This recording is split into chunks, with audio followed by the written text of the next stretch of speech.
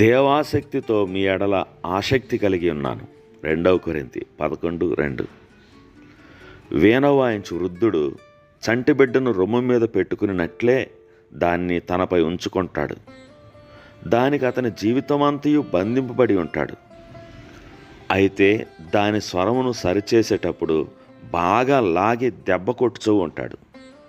అది అపస్వరము పలికిన ఎడల మరలా సరిచేసి కొట్టుచూ ఉంటాడు. మధురమైన స్వరం వినబడే వరకు దానికి దెబ్బలు తప్పవు.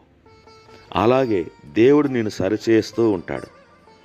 నీ జీవితం నుండి మృదు మధుర స్వరము వినబడే వరకు ఆయన నిన్ను అటు ఇటు బిగించి కొడుతూ ఉంటాడు. నీవు సనిగినప్పుడల్లా మరొకసారి నీ జీవిత తీగను కొడుతుంటాడు. నా ఇష్టం కాదు, నీ చిత్తమే సిద్ధించునుగాక అనే స్వరం వినబడే వరకు నేను కొడుతూ బిగిస్తూనే ఉంటాడు. అదే ఆయనకు సునాదం. దేవదూతల గాన స్వరం వలె ఉంటుంది.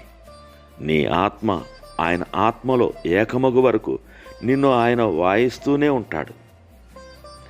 తల వెంట్రుకంత సన్నని తీగను తరచుగా కొట్టినట్లయితే ఆ బాధలో నుండి సంతోషకరమైన స్వరం వినబడినట్లు మన చిన్న వీణలో నుండి మధురగానం రాగలదు.